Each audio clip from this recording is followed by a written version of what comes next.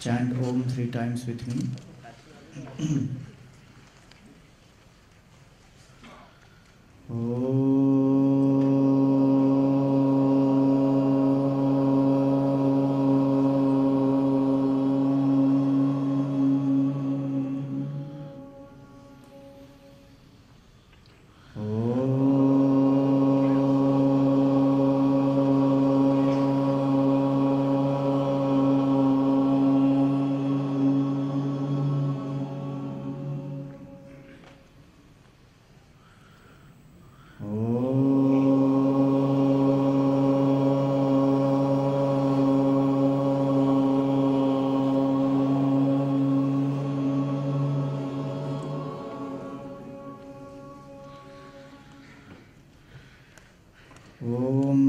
सहना भवतु सहनौ भुनक्तु सह वीर्यं करवावहै तेजस्विनावधीतमस्तु मा विद्विषावहै ॐ शान्ति शान्ति शान्तिः।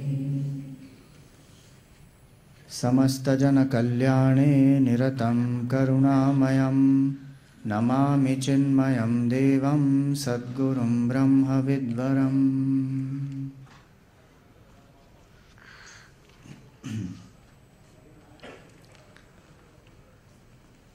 श्री प्रताप भाई, मुकुल भाई, Rajan ji, Brahmacharini Nidhi ji, and to everyone present here, my salutations. At the outset, I congratulate the entire organizing team who have taken tireless efforts to organize this program, and this is one of the very first programs that we are doing in Juhu area.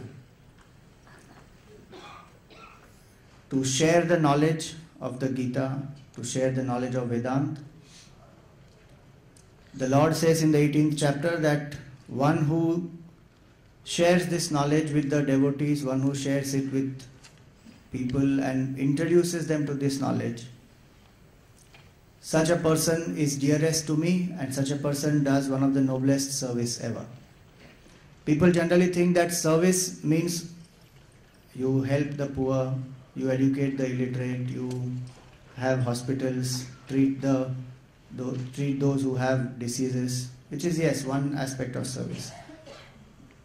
But the very act of giving knowledge is also service. And hence, I congratulate everyone, because just like the other types of service alleviates suffering, Gyan alleviates us from the very root cause of all our sorrow, which is our own ignorance.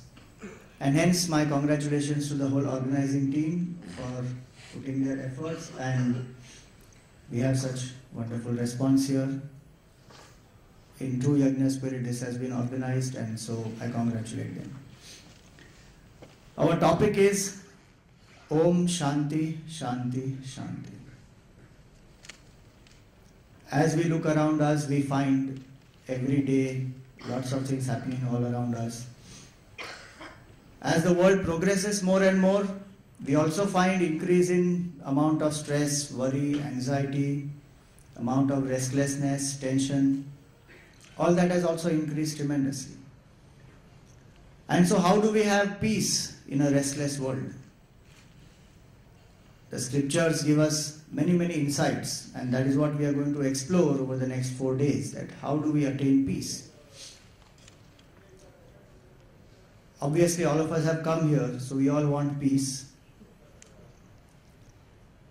There was one teacher who asked in the class that, do you want war or do you want peace? So all the students replied, we want peace. And the teacher asked, why? So the students said, because wars create history and we have to read it. So that's why we want peace. Right from a small child to a top CEO to a homemaker, everyone goes through tremendous amount of disturbance and stress, and especially the world outside most of the time we feel that that is the cause of our disturbance and our agitation, and we are not able to live at peace.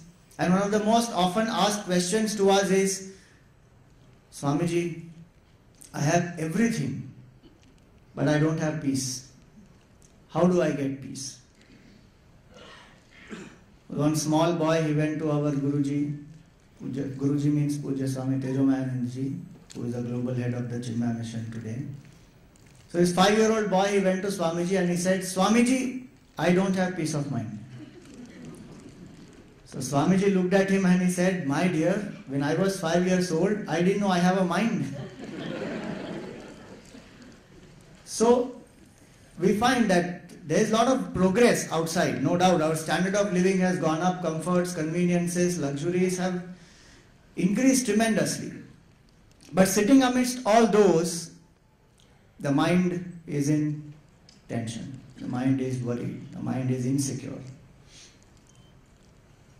And we have never seen these things before, what are happening today. Young people getting heart attacks at the age of 35.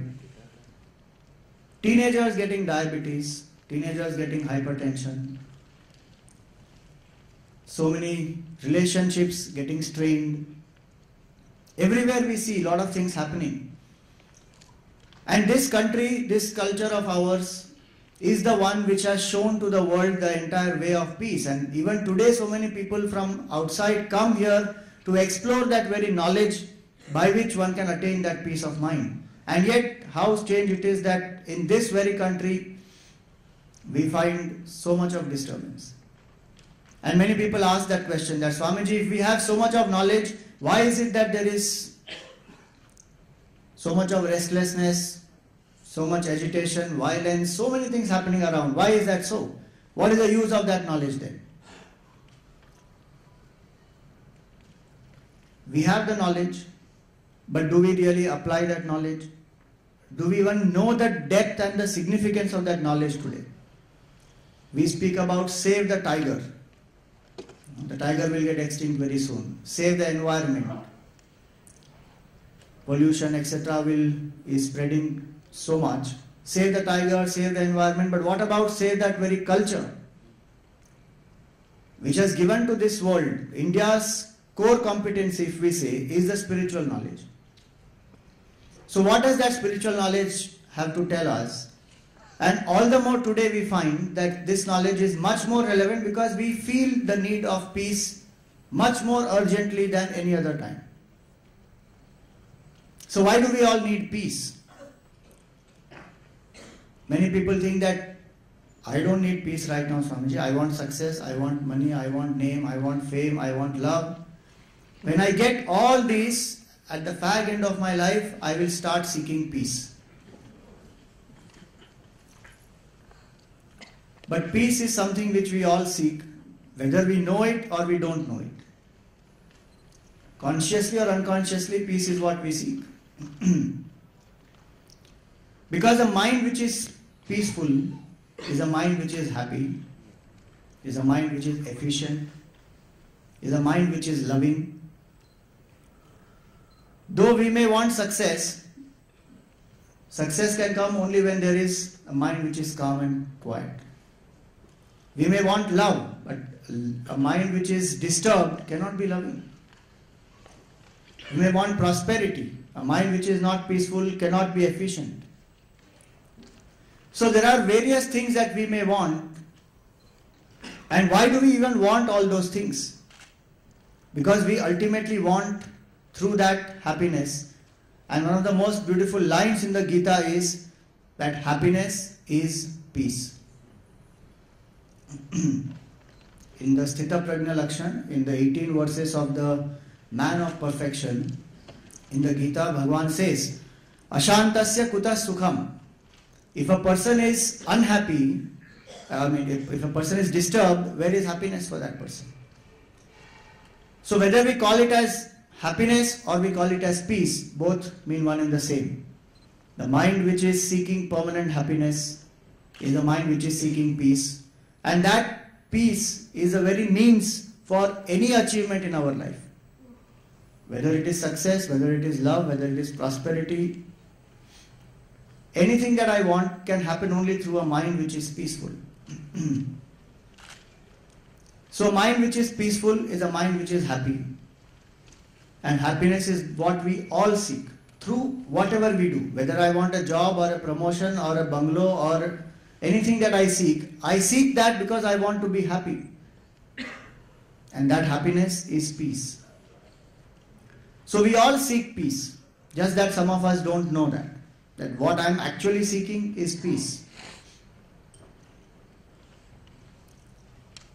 Secondly, we find that when my mind is calm, when the mind is peaceful, my decisions are also very, very rational and rewarding.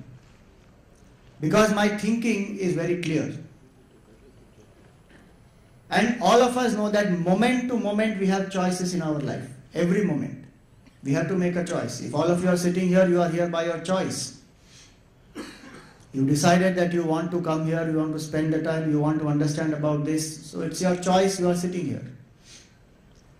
Each moment we have a choice. Even right now, you have a choice whether to listen very carefully or to be very peaceful practicing sleep. You have a choice. Or to listen with a skeptic mind and let us see what this Swami has to say. I don't think peace is ever possible in this restless world, but let us see. So we have a choice. Every minute we have a choice. And when we have a choice, how do I make the right choice? If my mind is disturbed, my choices will not be right. It can get impulsive, it can become wrong. Like we see in the case of Arjun. What was he lacking? He had all the skills that any archer could have. He was the best archer of his times. He could shoot with both his hands. He could shoot when he was blindfolded. He could shoot just at the sound of the enemy. And yet, when the appointed time for the war came, and mind you, he has prepared for 12 years for that war. He has acquired special weapons. He has done so much of austerity and acquired divine weapons to prepare for that particular day. And yet, on that particular day, when the war was about to begin, he tells Sri Krishna that place my chariot between the two armies. I want to see who has come to fight me. And when Sri Krishna places the chariot there, what happens to him? Suddenly his mind is disturbed. His attachments come up. His thinking is clouded. And that mighty warrior starts shivering, starts shaking, he starts sweating, he can't hold his bow, throws away his bow, comes down from the chariot and has fallen at the feet of Sri Krishna with complete dejection, despondency. What was he lacking? That mighty warrior with tears in his eyes. Someone said that what are tears? Tears are the hydraulic force by which masculine willpower is defeated by feminine water power. It is called as tears. And mighty warrior Arjun just becomes a weakling. And is it not true that we all equip ourselves with skills? What is education today? Is equipping people with skills. More and more competitiveness, so increase the skill level, increase the skill set. How many children we know? I stay in South Mumbai, and when we asked parents to send children to Bal Vihar class, then we find out. The parent will say that, Swamiji, can you do the class on Friday from 4 to 5? Suppose we say, no, that time is a little difficult, can you do it little later? No, Swamiji, my child doesn't have time. Monday he has to go to skating class, Tuesday he has to go to drawing class, Wednesday he has to go to swimming class, and one by one. And after all classes are over, if there is some time, then we will send to Bal Vihar class also. And the first class that goes out when there is an exam or any program is Bal Vihar class. Because that is the value that we give. To the inner strength, that is the value that we give. Skills are more important today. No doubt skills are important, very important. But are skills alone going to equip us to face life? What did Sri Krishna do to Arjuna in the battlefield? He did not tell the Kauravas that, poor Arjuna, look at the situation, why don't you just come to a compromise? He did not blame the circumstances, he didn't do anything. He just gave the right knowledge to Arjuna, by which his entire thinking became clear once again. He got that inner strength, he got that peace of mind, he got the clarity, and there he was. With a disturbed mind, he decided that I don't want to fight the war. It is better, in fact, if they kill me rather than I fight them. See the decision making. When the mind gets disturbed, I can't decide. So even if I have to decide in my life, what do I have to do? Because every moment I have a choice, and those choices are what matter, which will lead me to my next step in my life. Whether it is success, whether it is promotion, whatever I need. So I need a mind which is peaceful. Every day I need to do something to make my mind quiet and peaceful. Hardly we do anything to make the mind quiet. We eat, we go to gym, we do exercises, we do so many things for the body. We study a lot. Today we are in an information explosion. So much of information is available all around us. So our body we take care of, our intellect we take care of, but our mind is ignored most of the times. And it is that mind which doesn't know how to become quiet, creates all difficulties in life.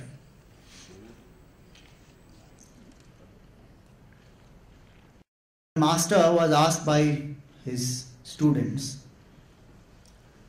that, "Oh Master, what is the cause of all the disturbance in the world? There is so much of violence, there is corruption, there is greed, there is so many things that are happening in the world. What is the main cause of this?" And the Master replied very beautifully. He said, the inability of the human being to sit quietly. Think about it. Doesn't mean that we should stop doing everything and keep sitting quietly. That is impossible anyways. But how much time do we even give to our own selves, where I am by myself, I am able to sit quietly and make myself quiet consciously? If you say, no, there is no need for all that. Typically what happens? Why are we not able to meditate quietly even for 10 minutes in a day? Because the moment I sit for meditation, what happens? Mind starts wandering. I have to go here, I have to go there, I have to meet this person, I have to do that. And there is no time for all this. What will happen with meditation? I have so many better things to do. Mind starts. Why? Because mind has not been trained consciously to sit quietly. Because I don't know that what I really need is peace. And when I get tired of thinking, what do? Go to sleep. Because I can't go on. Psychology says 60,000 thoughts we think in a day. Average human beings think 60,000 thoughts in a day. And with each thought, I am spending tremendous amount of energy. And hence, many times we have not even done anything very, very laborious and strenuous, but still we feel tired. Because mentally there are so many thoughts, and it tires us. In fact, Guruji says very well, majority is not tired by work, they are tired by just the thought of work. That I have to do so much, tired. So it's a thought which makes us tired. And we need to consciously train the mind to become peaceful. So I need peace in my mind for all my relationships, for a happy life. I need peace even to make the right decisions. And one of the most important points in Vedanta is, I need peace even to know the absolute truth. If I don't have peace of mind, I cannot contemplate, I will not know my own nature as freedom. I cannot get moksha if my mind is at disturbance. So there was a very great saint called Meher Baba. So he used to say that a fast mind is a sick mind. A psychologically fast mind which is constantly chattering, jumping from one thought to another. A fast mind is a sick mind. A slow mind is a sound mind. The slower the flow of thoughts, the greater grip we have on them, greater grip we have on our own life. So fast mind is a sick mind, a slow mind is a sound mind, but a still mind is a divine mind. A mind which becomes still will realize that my nature is infinite. So peace of mind is required by everybody, right from a small child to a highest advanced seeker in spirituality. Everyone requires peace of mind. And this will happen only when we focus on it. Peace will not happen just like that. We need conscious attempts to learn what it is and to be at peace.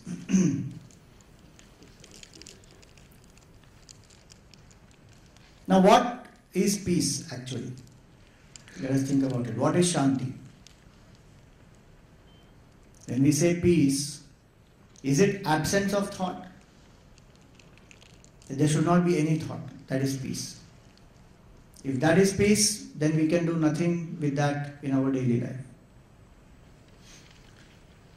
Before we go into what is peace, we should understand what is not peace. Peace is not absence of problems.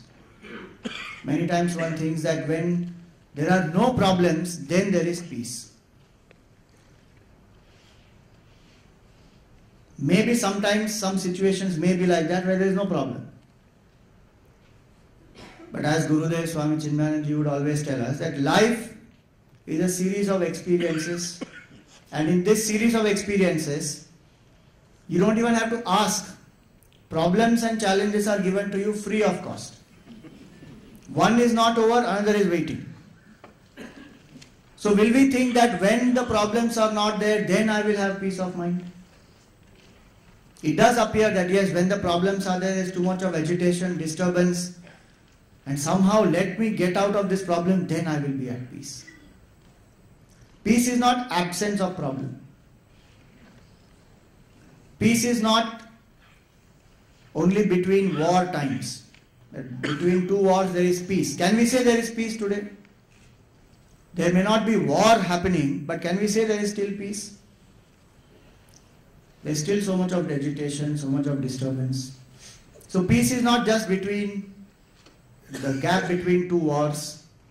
Peace is not when all problems will get over. Peace is not that when all my desires will be fulfilled. Swamiji, I have so many desires, and once my desires get fulfilled, then I will attain peace. So it is not possible to attain peace in younger days because I am bubbling with enthusiasm, desire and so many things. But as I grow, in time my desires are fulfilled, then I will attain peace. Peace is not that when all desires get fulfilled, I will get peace. Because desires don't end. Only they change their quality. So what exactly is peace? It is not absence of problems. It is not just a gap between two wars or two agitating situations. It is not when all the desires are fulfilled. In fact, Vedanta says it is not even that state which you get now and then when the mind is absorbed. That's a temporary state of peace. Peace is a mind. There are two aspects to peace. One is peace of mind, a mind which is conflict free, a mind which is not troubled by the negative tendencies, anger, greed, jealousy, lust, passion. A pure mind is a peaceful mind to begin with. In simple understanding, a mind which is pure, which is inspired, which is positive, is a peaceful mind.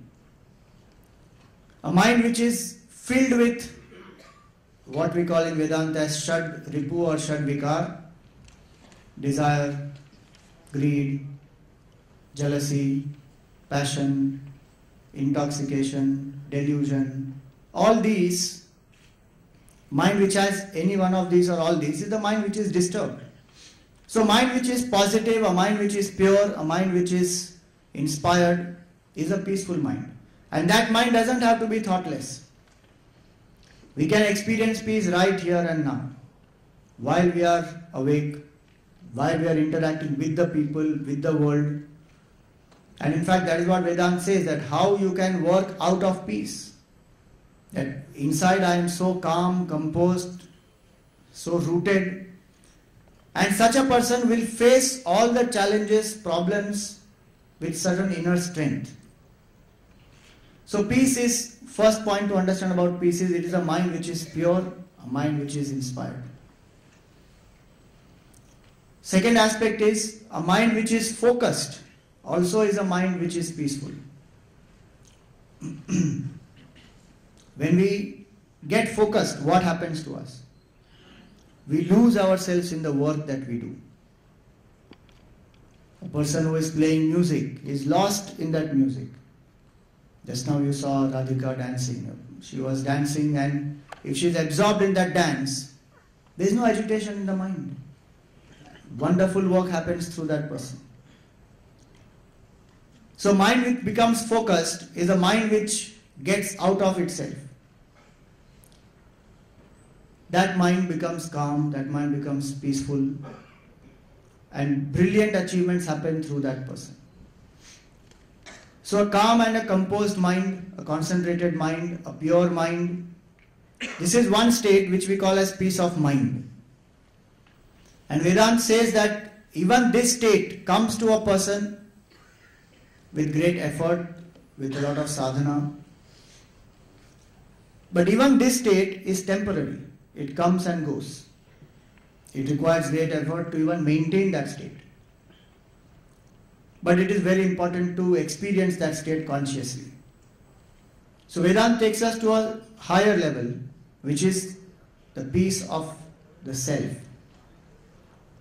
What we call as Atma Shanti. One is Manas Shanti, other is Atma Shanti. So peace of mind is one aspect, peace of self is another aspect. And in these 4 days, we are going to explore how to attain both these. How do I attain peace of mind, and ultimately through that, how do I attain peace of self? So that once I attain that state of the self, there is no more falling back into agitation. It is even said that Yasmin sthito na dukkhena guruna api vichalyate. Even the heaviest of sorrows and the greatest of tragedies will not disturb that person who is established in the self. So peace is what we have seen, is the mind which is calm, mind which is pure, mind which is focused, mind which is inspired, not just a thoughtless mind. And peace is the nature of our own self. And hence Vedanta tells us that how will you attain peace? Can we get peace from outside? What we seek is peace of mind, we seek the peace of self. Is it ever possible to get that from outside? We are searching it outside actually. But that state of mind is actually our nature. Even peace is the nature of the mind. Those of you who have studied Vedanta deeply, you know that the mind is made up of the sattvic aspect of the 5 elements: space, air, fire, water, earth. And the nature of the mind is peace actually. How do you say that, Swamiji? My mind is very disturbed. All the time it is disturbed, all the time it is agitated. I don't think my mind's nature is peace. Everybody's nature is peace. Even mind's nature is peace. How do we say that? Whatever is my nature is not a burden to me. Is peace a burden to any of us? Do we feel that, oh my God, I have become peaceful, there is a problem now. I need to get rid of this peace. So there are some people who do believe that they say that, Swamiji, there are no problems, I'm very scared. Because it appears as though this is the silence before the storm. Because one has got so used to problems and tragedies and stress and tension. But that is not our nature. Our nature is peace. Because if that was our nature, we would be very comfortable with that. And even in the state of sleep, we would not be peaceful. But what happens? Even the most disturbed person, when a person goes to sleep, drops all thoughts, becomes very peaceful. The most notorious child, when he is sleeping, looks so lovely. And when people admire, so cute. The parent says, let him wake up, then we will see how cute he is. The most notorious person also looks so peaceful. My mind is calm. Peace is our nature. Even in disturbance, peace is our nature, whether we know it or not. That's what Vedanta tells us. Just be aware of that. Just like silence is always present, all the time. When we talk or when we do anything, we create the disturbance. Before the disturbance, there was silence. While the disturbance is there, also there is silence. After the disturbance, there is silence. Just that we don't recognize that silence while the disturbance is on. So peace is my nature. I don't have to get it from outside. Once Swami Chinmayanandaji was coming, he alighted from a flight, and as he came out, one devotee came running to him. He was panting. Hari Om Swamiji, Hari Om Swamiji, please give me peace. Swamiji said, you came little late. I had it. I just gave it to the customs officer and came. And the person was stunned. What does that mean?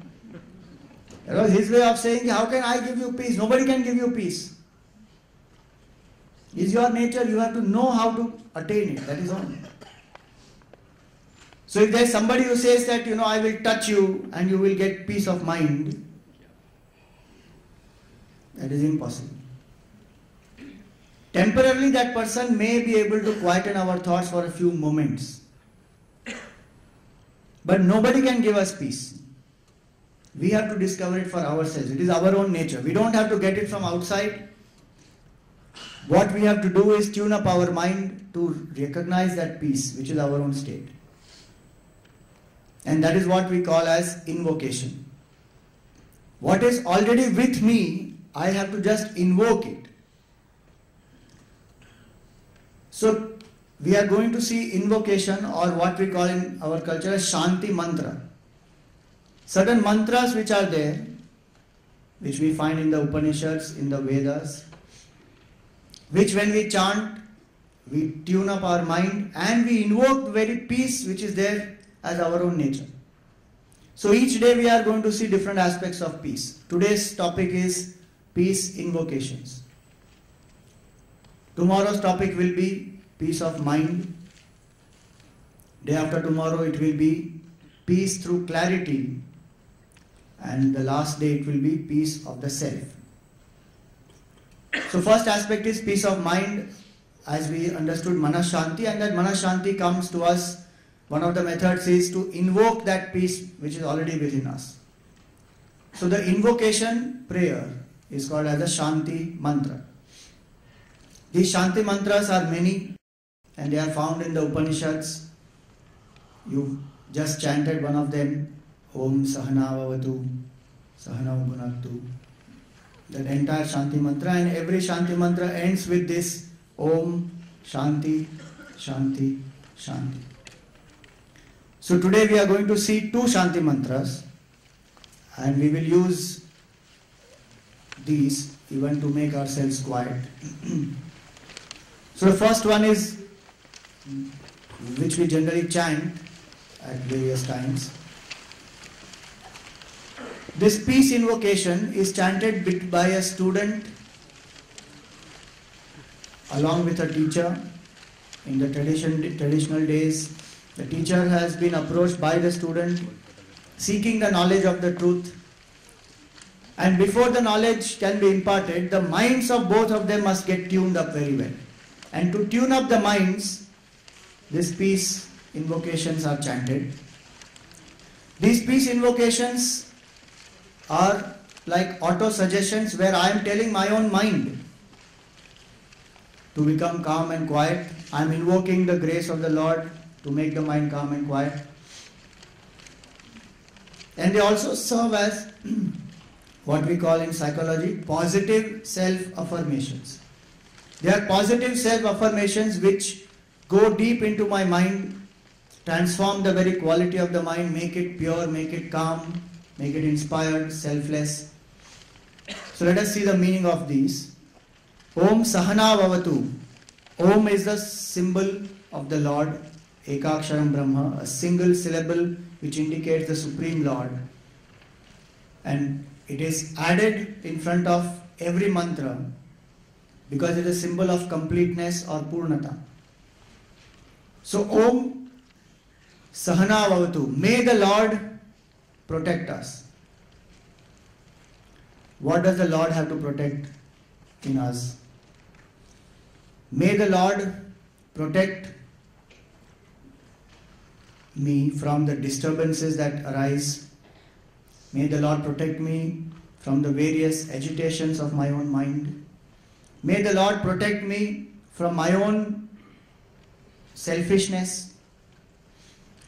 So Sahana Vavatu. May the Lord protect us both. Now means both. So may the Lord protect us both. So the teacher and the student, and you can apply this to anyone.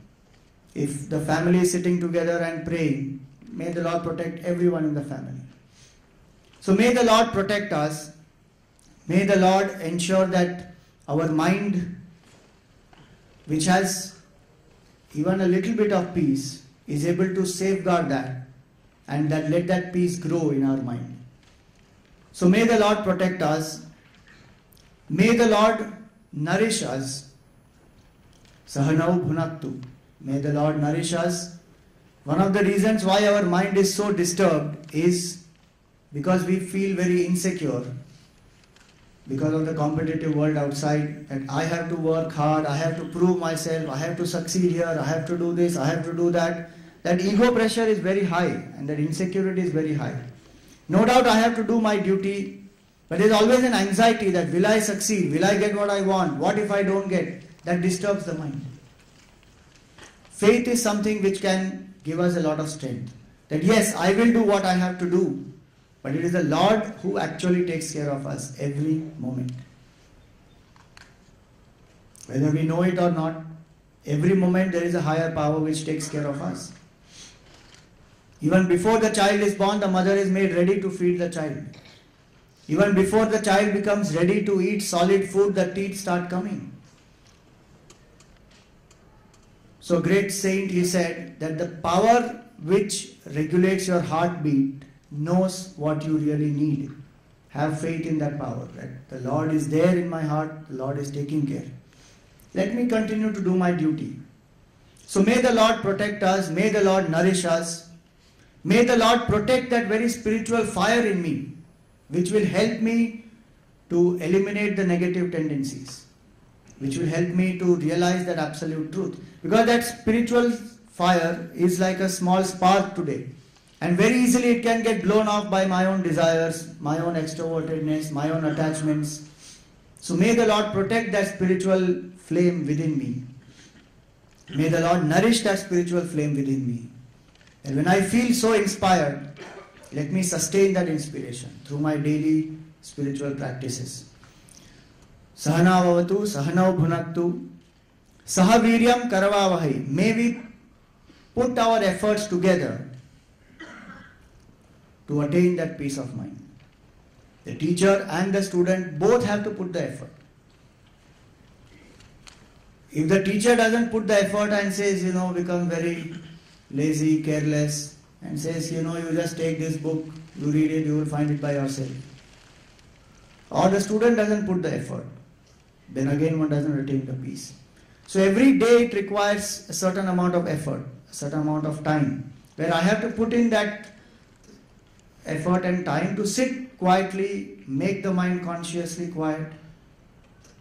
So sahaviryam karavavahai. Tejasvinavadhitamastu.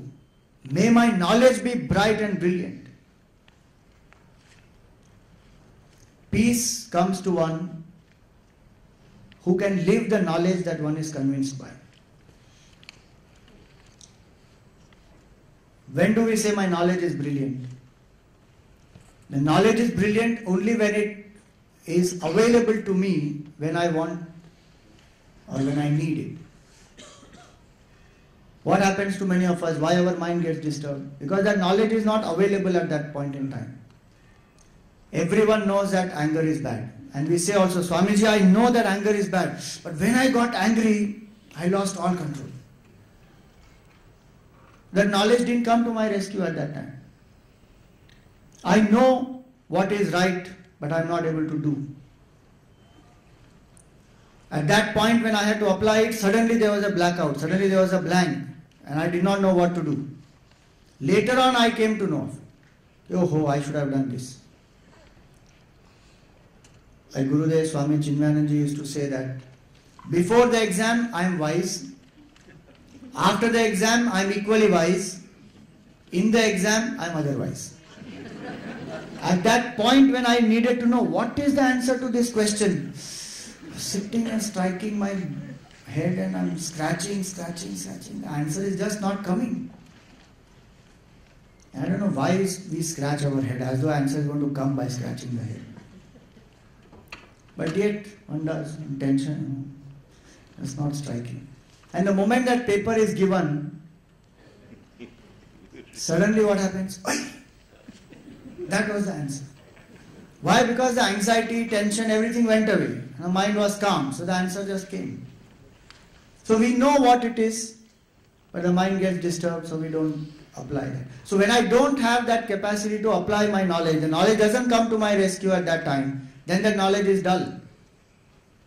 And that knowledge which doesn't transform my life, again is a knowledge which is dull. Is it the job of knowledge to transform me? Think about it. Is it the job of knowledge to transform me? Or is it my job to transform myself using that knowledge? My job. The eyes give us the knowledge of a beautiful flower. The eye is the means of knowledge. And through the eye, I get the knowledge of the flower. That is the job of the eye. The job of the means of knowledge is to give us the knowledge. What I do with that knowledge that, wow, it's such a lovely flower. Let me go and smell the flower or water the plant. Whatever that, what I do with that knowledge is my freedom, my choice. So when we say that, so much of knowledge is available in our country, and yet why the country is like this, knowledge by itself will not transform.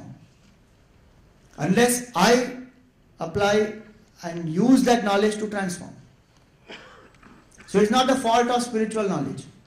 Many people say, Swamiji, I don't think Vedanta has any relevance.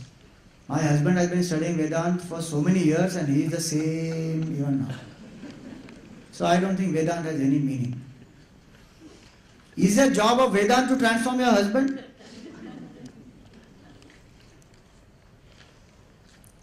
Did Sri Krishna want that knowledge of Gita to transform Arjun? And did he blame that, the same knowledge Duryodhana also had got, but he didn't transform, so the knowledge it is not. He gave the knowledge and luckily Arjun was available in that state of mind where he took it, he transformed himself.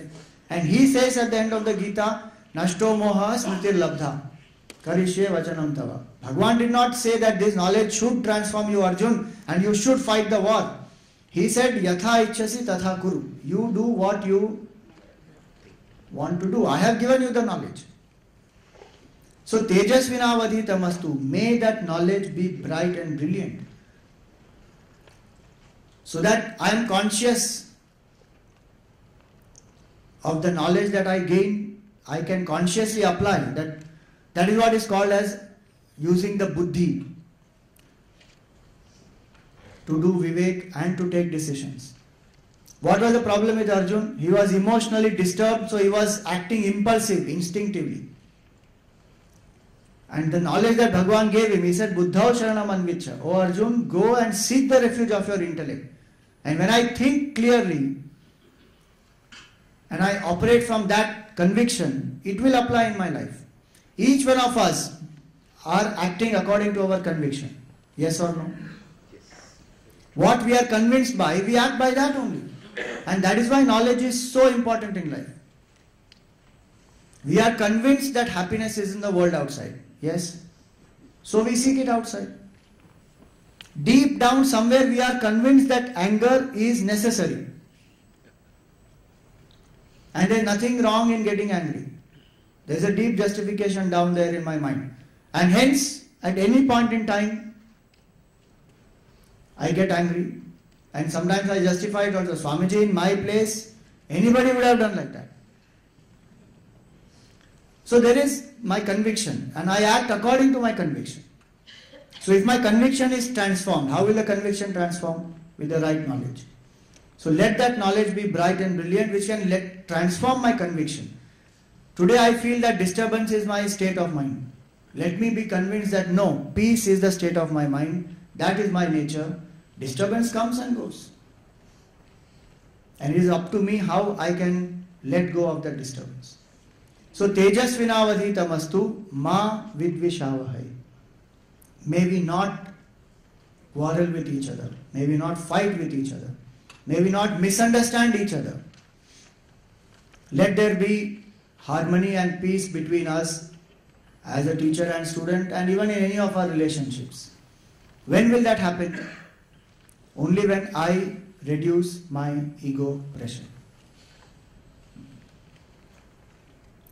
Guruji always says that we are so careful about our blood pressure. We measure our BP so much, but hardly anybody measures the EP, ego pressure. But ego pressure creates all the disturbance. So let me reduce that. Let me surrender. Let me let go. Om Shanti, Shanti, Shanti.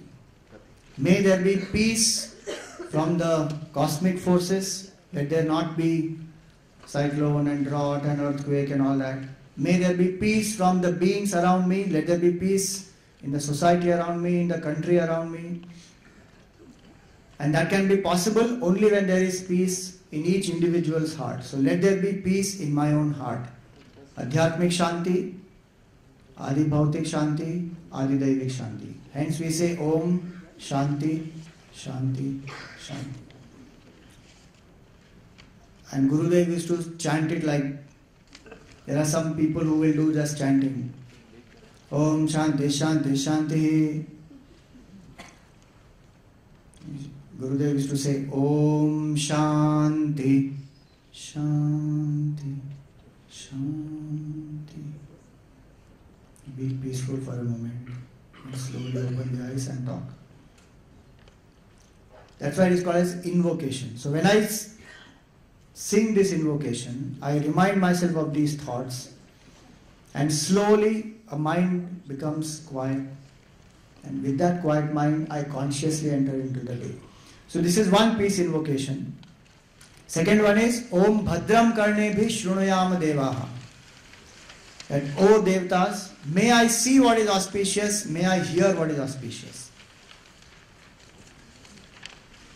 What I see and what I hear, audio-visual. We are living in an audio-visual age. So what I see and what I hear, my mind takes the form of that. So if I want to have peace in my mind, I have to see that which is auspicious, hear about that which is auspicious. Meaning all my sense inputs must be auspicious. Especially nowadays, when so much of information is available, one has to be very discreet in what I see, hear, taste, smell and touch. Young children are exposed to such material today where the vivek is not there. What to do with that material? How to handle that material? So I need to see auspicious, I need to hear that which is auspicious, because our thoughts are made up of name and form. What I see is a form, what I hear is a sound. So nama and rupa, that makes our thought. And hence, the prayer is, may I see what is auspicious, may I hear what is auspicious. And I will be able to do that only when I start. If I want to see auspicious, I have to do things which are auspicious. I have to be clean. I have to stop polluting the environment around me, stop creating the things which can disturb the minds of people and my mind. So I can ask myself that what do I read? What kind of things do I see? What kind of movies do I see? What kind of literature do I read? What kind of newspapers, magazines? What do I read? What do I see? What do I speak? There are some people who get strange pleasure in gossip. However truthful it may be, they get a very strange pleasure. You know, this person's daughter ran away with that person's son. What is that to do with me? But still that pleasure comes. So avoiding that gossip, speak what is auspicious. Then only I can hear what is auspicious. So what I speak, what I see, let my senses be in my control. If I want peace of mind and I don't regulate my inputs, there is no possibility of peace of mind. If I see violence, if I see aggression, if I see rudeness, and there are enough serials which will engineer that into you very successfully. It's so much of emotional drama. One dialogue and down 3 times. And different angles it will be shown. And that much emotional drama is created. And all that when you see, I'm not saying don't see your serials, but I'm saying be aware that what impact it can have in the mind. So may I see what is auspicious. May I hear what is auspicious. Bhadram pasye makshabhir yajatraha. Sthirairangai tuštuvagam sastanubihi. May my limbs be very strong.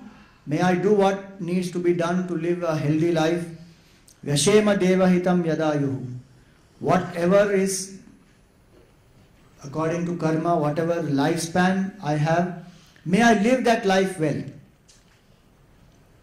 So the beauty of the life is the beauty of the mind. It is not the number of years that one lives, but the quality of the mind, the quality of the life that one has led.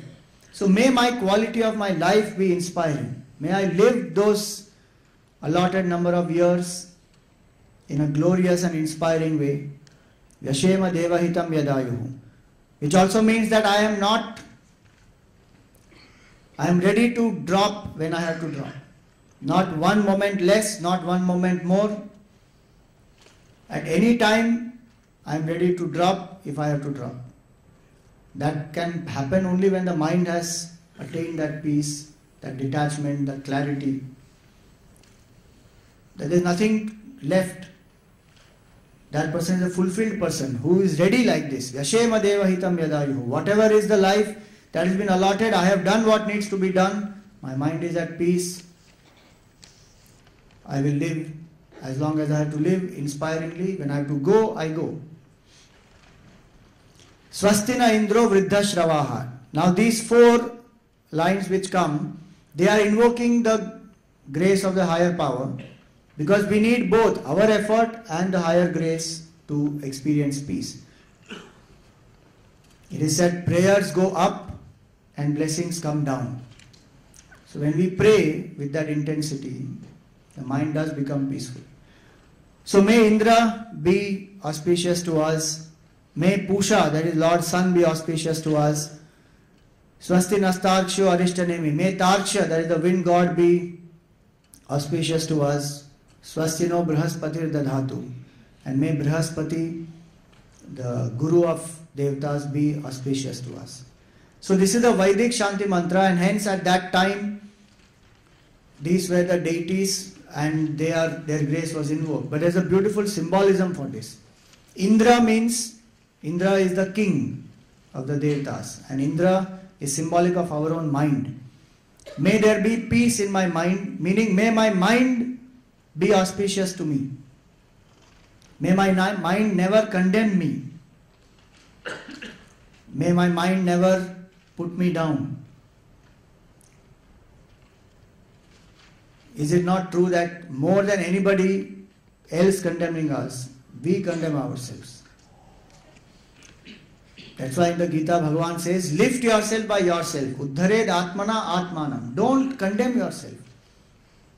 When I don't do what I am supposed to do, when I don't do my duty, when I do something which is harmful, which is negative, which is not according to my conviction, when I compromise, all these disturbs my mind and I fall in my own eyes.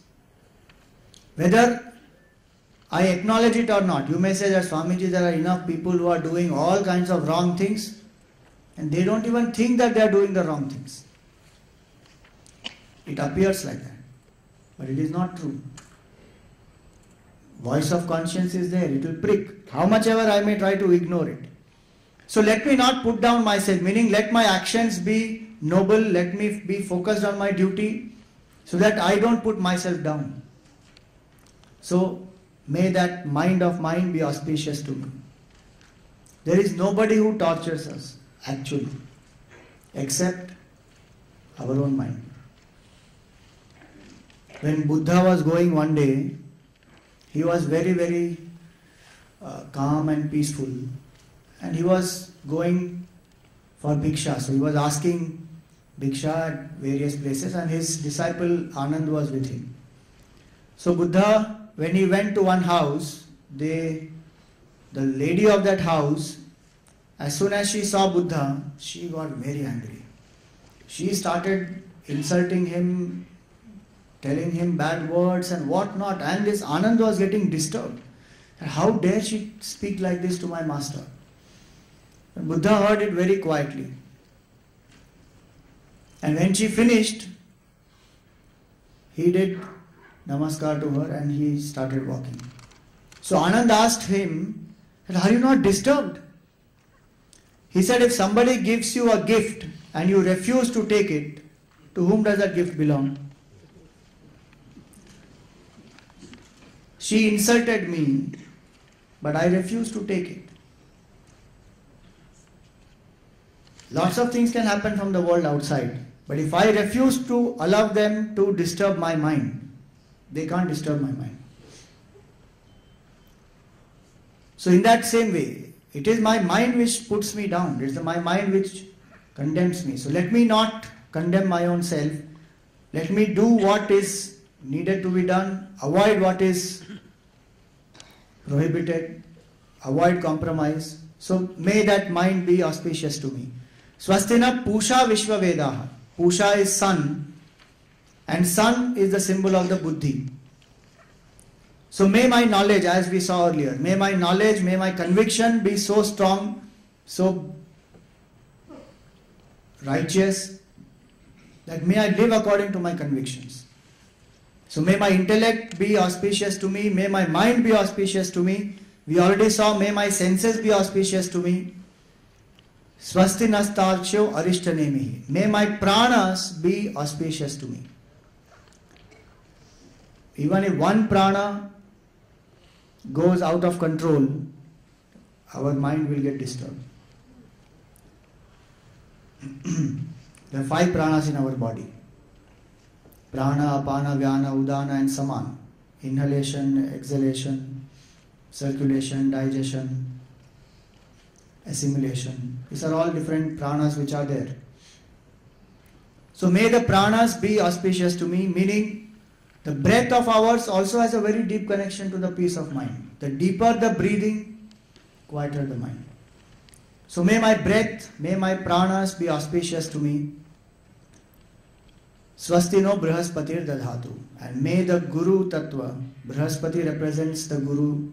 May I have the grace of the Guru, may I have the grace of the Lord. Through all these, may there be peace in my life. So may the senses be auspicious, may the mind be auspicious, may the intellect be auspicious, may my pranas be auspicious, and may I have the grace of the Guru, the grace of the Lord, and through that let me be peaceful. So these are two Shanti mantras. There are many such Shanti mantras. In each of the Upanishads, you have Shanno Mitra Sham Varunaha, Apyayantu Mavangani, Purnamada Purnamidam. Many Shanti mantras are there. One can use any of these and learn to make the mind quiet. So for today we will stop here. We will just spend about 5-10 minutes in quiet meditation on this mantra. What we need to do is, once we make our mind quiet, we just softly repeat the mantra and think about the meaning of it and make the mind quiet. So as I guide, you can perform. You can sit erect, close your eyes.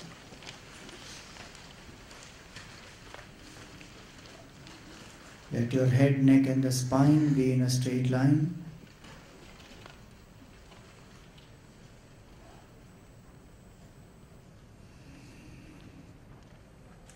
Close your eyes gently.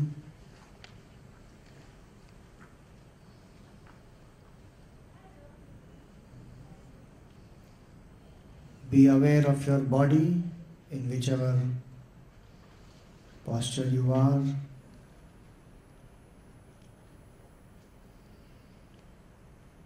As though you are watching your own body.